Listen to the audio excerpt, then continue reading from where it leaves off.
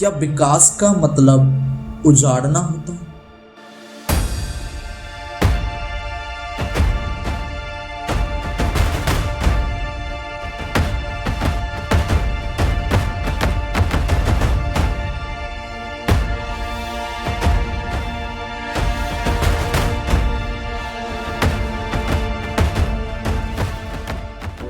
क्या आपको पता है कि राजस्थान में एक सबसे बड़ा बांध बनने जा रहा है, लेकिन इसके लिए 76 गांवों को जल समाधि दे दी जाएगी। और जंगलों में बचे हुए बाघों का क्या होगा? यह विकास है या विनाश की नई कहानी? 76 गांवों के लोगों का विस्थापन। आइए जानते हैं डोंगरी डैम का वो सच जो आपसे छुपाया जा रहा है।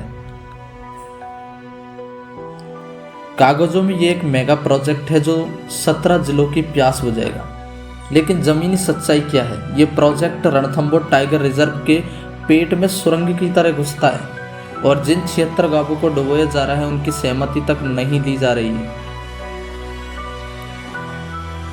39 मीटर ऊंचाई वाला ये बांध 1.6 किलोमीटर लंबाई का है, जिसकी जल भराव क्षमता 2098 MCM है और 16 स्टील के दानव जैसे गेट से बना यह बांध काफ़ी बड़ा दिखाई देता है।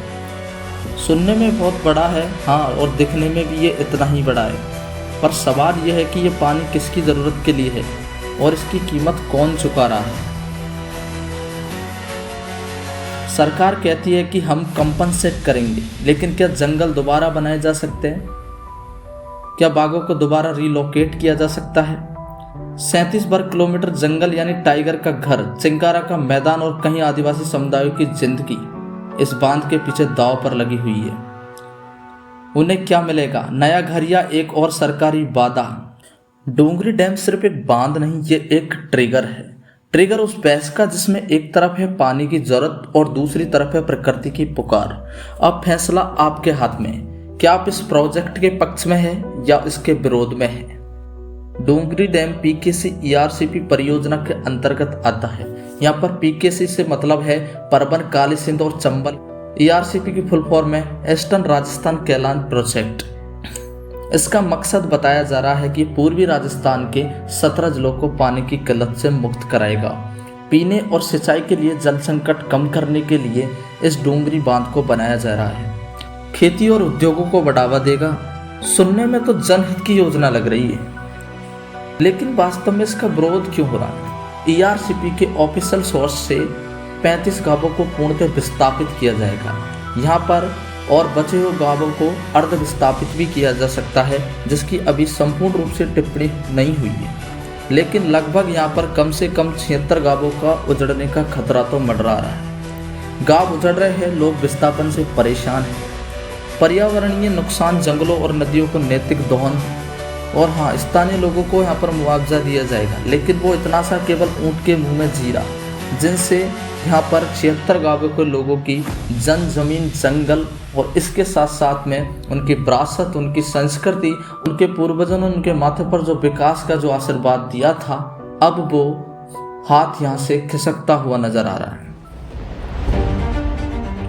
यहाँ पर सरकार के निजी स्वार्थ क्या क्या हो सकते हैं? पहला हो सकता है ठेकेदारी सिस्टम। ये हजारों करोड़ों का प्रोजेक्ट है, इससे बड़े कॉन्ट्रैक्टर्स, कंपनियां और दलालों को फायदा हो सकता है। राजनीतिक दलों के डोनर्स भी इसमें शामिल हो सकते हैं। इलेक्ट्रल बॉन्ड का नाम तो आपने सुना ही होगा। इंडस्ट्रियल एंड कॉमर्शियल यूज के लिए परियोजना के पीछे का मकसद किसानों के लिए पानी बताया जाता है, लेकिन बाद में इंडस्ट्री या बड़ी कंपनियों को पानी बेचा जाता है, जैसे कोटा, झालावाड़, भीलवाड़ा जैसे औद्योगिक क्षेत्र। और हाँ, इसका एक मुख्य उद्देश्य है DMIC, Delhi Mumbai industry corridor. एक मुख्य कारण हो सकता है राजनीतिक ब्रांडिंग। चुनाव से पहले बड़ी योजना का उद्घाटन करना और भूमि पूजन करना, ताकि इमेज स्ट्रॉन्ग लगे। विकास के नाम पर अपने आप को हीरो दिखाना। जनता के लिए जो काम होता है वो जनता की मर्जी से होता है, और जब जनता ही डर, गुस्से और बेबसी में हो तो सवाल उठते हैं कि कहीं ये विकास नहीं बल्कि निजी मुनाफे की स्क्रिप्ट तो नहीं लिखी जा रही। कहते हैं ये विकास है, लेकिन जब गांव रोते हैं, खेत सूखते हैं और घर उजड़ते हैं तो ये विकास है या कोई छुपा हुआ सौदा? डोंगरी डैम सिर्फ एक परियोजना नहीं, एक सवाल है, किसके लिए और किस कीमत पर ये बनेगा।